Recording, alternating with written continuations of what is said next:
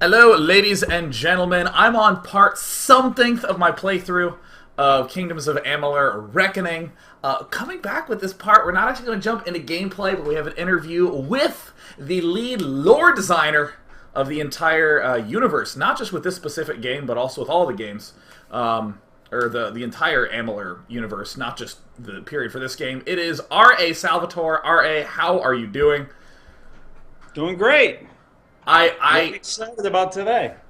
Yeah, it has been really kind of crazy as I've been like sprinting through at the speed of light, uh, going through everything to see exactly how much content there is throughout the entire game.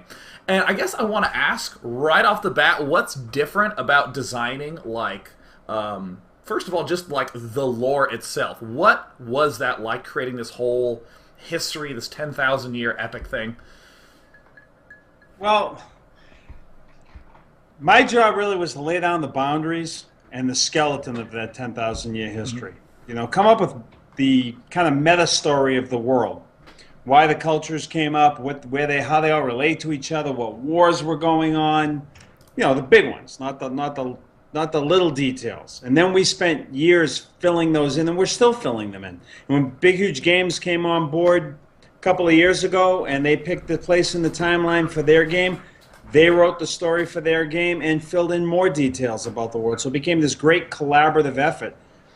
And from my point of view, my job was to lay down those initial skeletons of the world, and then act as kind of like this hammer to keep everybody within those boundaries. We have a saying that nothing is by accident. You can't say, well, it's magic. It has to make sense. If there are ruins in a forest, you have to know how they got there. And doesn't mean that that'll all be in every game. Yeah, yeah. But the designer has to know. And that's, kind of the philosophy of the way we've gone about building this world. And so, for any of you who are watching who don't know, R.A Salvatore is the author of a lot of... How many books do you have published right now? It's a huge number, like the Demon Wars Saga, Forgotten Realms, are some of the notable Go ahead, ones. guess. Off the top of your head, guess. All right. I'm going to go Don't with count, exactly guess. 22. Yeah, right. 53. All right. Well, you are I indeed... caught up to the number of years I've been alive. Holy shit, that's a lot of writing. Yeah. Wow. Now, I'm actually curious, since you have written 53 books, which I know definitively now, I'm curious if, like, there's any notable differences between writing in a linear sense, for, like a book or a screenplay or a novel, versus writing in an interactive space, like for these games. Huge differences. I mean, first of all, and not so much just for me, because the work I did really is kind of the same work I did when I created my Demon Wars universe, for example. It's the world building is the same, but the difference when you start meeting that world with the audience is that when you're writing a book, I'm giving you characters. You're walking down the road looking through the eyes of my characters, kind of living vicariously through them, right? But in a game, the most important character has to be the one you make. It has to be. I'm a gamer. The worst thing that happens when I'm playing Dungeons and Dragons is when I have a dungeon master who decides that his NPCs are going to dominate the story and they're going to grab me by the nose and lead me where he wants me to go. I don't even want to play anymore. A good dungeon master has to be agile. He has to let the players write the story and adapt the world around it. And computer games are kind of the same thing. We have to give you a world you can believe in, a world you think is worth defending, things worth defending it against, and then put all kinds of pressure on that world to kind of get you to be the hero. Yeah. Or choose not to if that's your choice. It's your game. Well, in terms of like influencing some pressure on the player, are there just things that you completely try to avoid? Because I'm envisioning, I'm walking through the story world, and there are periods where I just said, hey, I want to go to the desert. Completely non-story related, pass through an entire town that, obviously has a ton of writing, a lot of characters in that. Is that an experience? I know, Ken Rolson talked a little bit about, we wanted to allow that sort of thing, but is that... you think a concern or an issue, or how does that influence the writing No, process? that's not an issue at all. That kind of thing is not an issue at all. That's why it's called open world, and we want you to go and do everything you want to do. We don't want to tell you how to play a game. 10 people will play 10 game will play the same game 10 different ways. Yeah, yeah. Okay, nor do I want to make my game. Okay, this is something you have to understand in terms of mechanics and the risk reward factors of the game. We're not making my game. I want to make that very clear. If we did, me and about 40,000 people would think it was the best game ever made, and that would be it. So what you do when I'm talking about putting pressure, it's very different in the single player RPG than it is in the MMO, I think, because the MMO you've really got this world that you're putting pressure on, and you've got 5,000 moving parts, the players, who will do what they want. Yeah. So that's an entirely different set of nightmares for designers to deal with. For the single player RPG, what you really want to do is you want to have compelling stories that hook people into them. Give people a reason to want to do it. Now, we have lore stones in Reckoning, okay? And the lore stones are there as a bonus for the people who really are going to get into that, because we have this huge library of lore for Amalur. And some people are going to want to explore that library. They're going to know Amalur history better than they know Earth history, okay? Because that's the way they play games. That's what gives them deep satisfaction. So we want to give that to them. But we have these lore stones, and maybe the people who don't care about the history as much, we still want them to go tap the lore stones too. So tap them all and you get a boost in power for your character. There's a million different ways to get people to do things in a game that they will want to do. In other words, multi-purpose. You're tapping the lore stone because you want, or you're tapping the lore stone because you want a boost in power. And you have to be aware of all of them, and you can't dictate what's right and what's wrong. The guy who goes and touches that lore stone because he wants to know about more about the age of Arcana isn't a better player than the person who's tapping that lore stone because he wants to get a power boost. They're just trying to get something different out of the game. And I love that experience that when I'm playing, if I'll pick up 3 different books that have 3 different sets of histories, and I can read one and read the second on the third, say, you know what, right now, I just want to kill stuff, so I just sprint right into that. And it sort of allows me to gobble up the world a little bit at a time. It's these nice bite-sized chunks. And also, we go ahead. really wanted for the player who loves RPGs. The team at Big Huge Games was convinced that the thing that was really missing was a fluid, for fantasy RPGs, was a fluid and on the edge of your seat combat system. Yeah, yeah. And that's what they really tried to put in for the people who want to have that experience as well. And, sort of continuing on, your talks about creating this world and this universe, you did speak a little bit about creating a universe for the Demon Wars saga.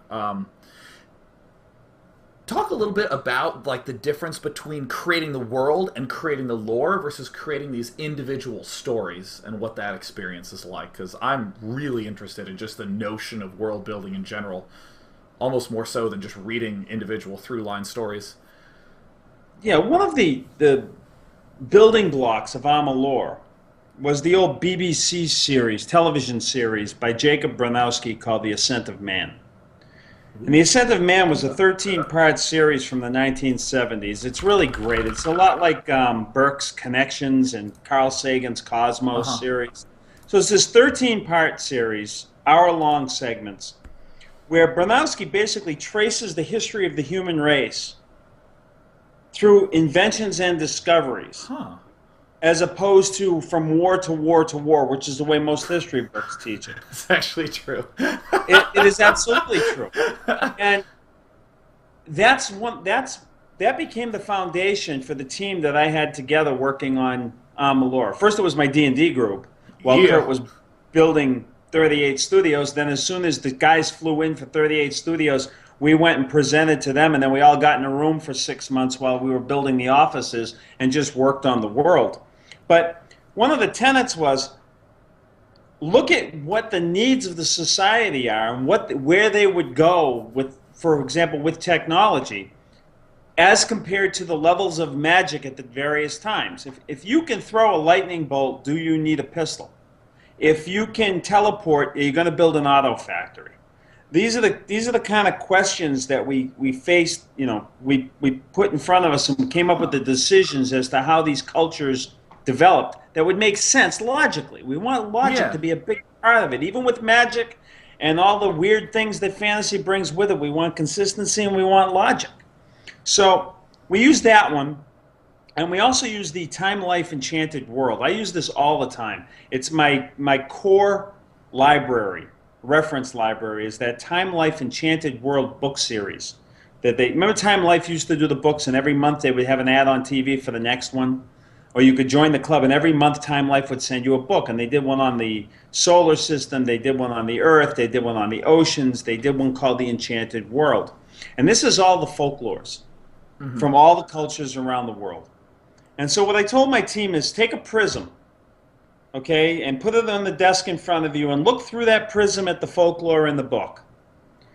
Okay, this is the folklore of a mythos in Finland, okay? And this is what the superstitious peasants saw going on, and this is their explanation for it. This is the folklore. So here's what I want you to do. I want you to deconstruct it backwards, and I want you to come up with something that could have been going on that would make these peasants think that their folklore was correct. And so if you do that, it's just That's so fun awesome. exercise. It's so much fun to do it. And so you spend your Saturday afternoons watching all those shows that begin with "some people believe," and all these guys go into the woods and they think that Bigfoot is behind the next bush, and they scare the hell out of each other, convincing themselves that there's a Sasquatch nearby. There's no Sasquatch nearby, okay? But they think there is. They want to believe there is. So you spend your afternoons watching those shows and deconstructing backwards, taking the pieces apart, putting them in a new pattern and a new fun way to do it, and putting them back out there. It's a blast. We had so much fun playing with It's this so stuff. awesome. And I want to follow up on that a bit because I heard that the whole idea for the Well of Souls was the idea of creating this this piece of technology that would explain. Oh, it's not technology. Or sorry, yeah, okay. This object in the world. Ha! Getting more vague to save myself. Perfect. There's this thing in the world that helps explain this game mechanic of resurrection and coming back to life when you die.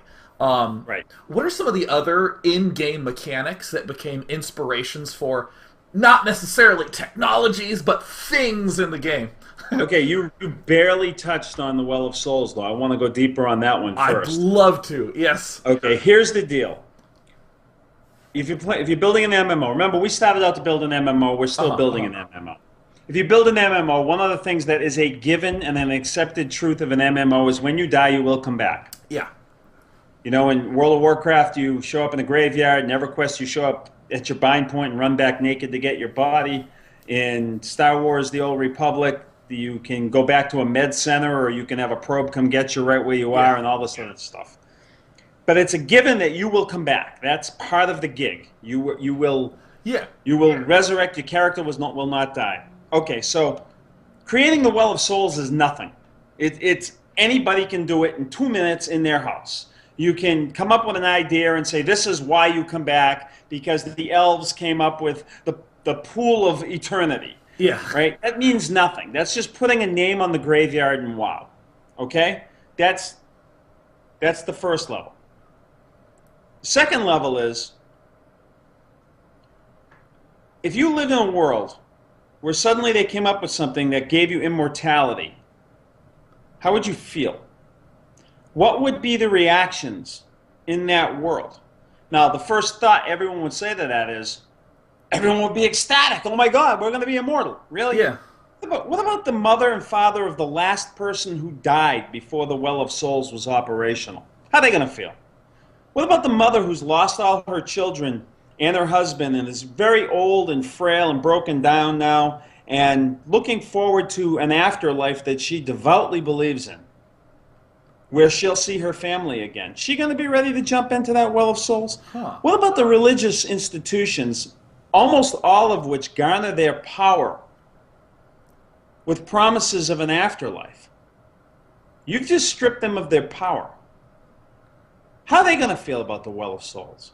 What about races like akin to, say, the Norse, who were very convinced that you die in battle, or and this is the way you go to a better reward, that this world is just the really devout people who believe that this existence is just a stepping stone to nirvana or some other state of euphoria. How are they going to feel about the Well of Souls? So it's not a simple question. And so what I told my designers from the beginning is every time you do something that has an impact on the world, think about all the different ways people might react to that. And then reflect it in your quests. Oh, now that is kick ass.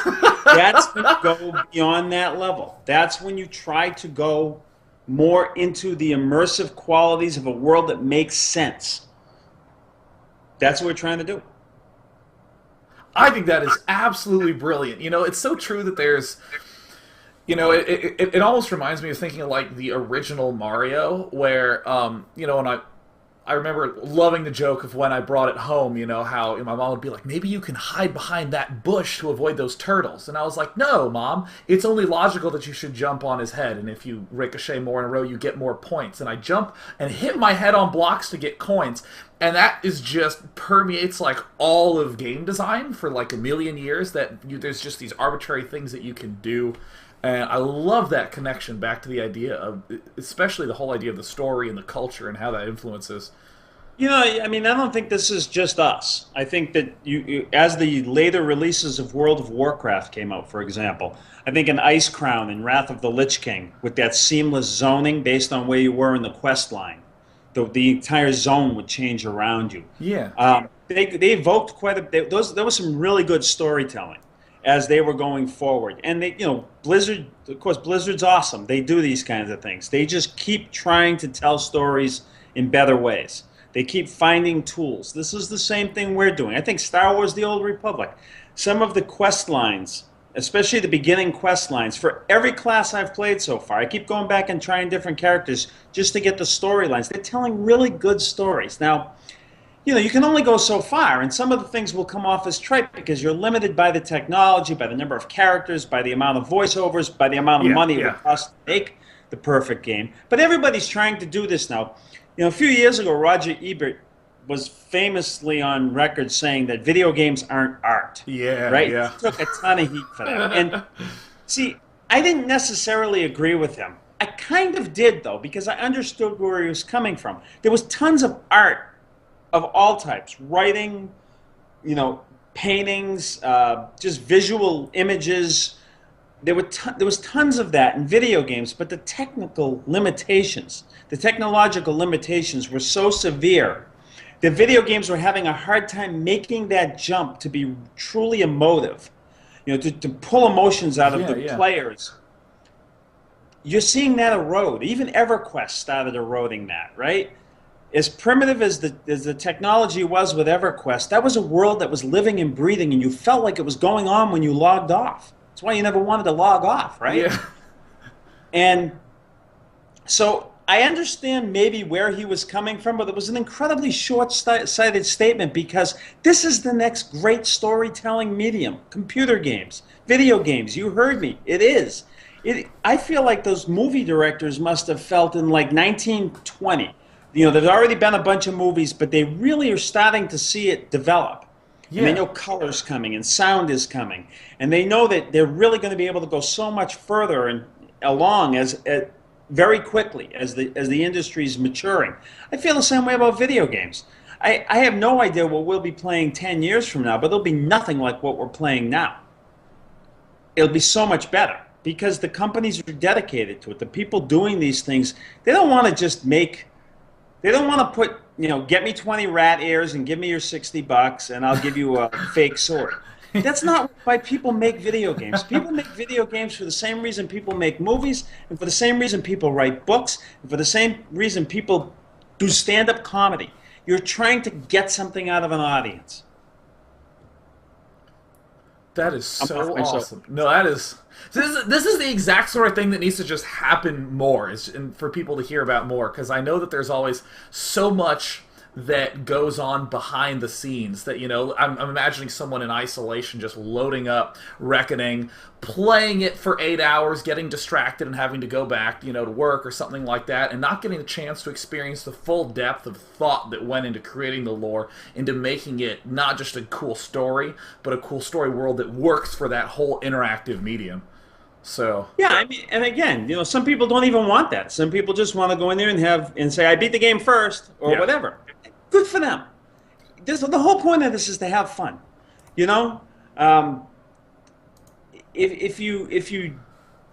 you're not having fun, then there's no point in playing anything. Yeah. This is entertainment. This is your downtime. This is your free time. Unless someone's paying you to play the game, if you're not having fun and you're playing the game, you're a fool. Period. But let me go a little further with all of that, too. Oh, yes, please.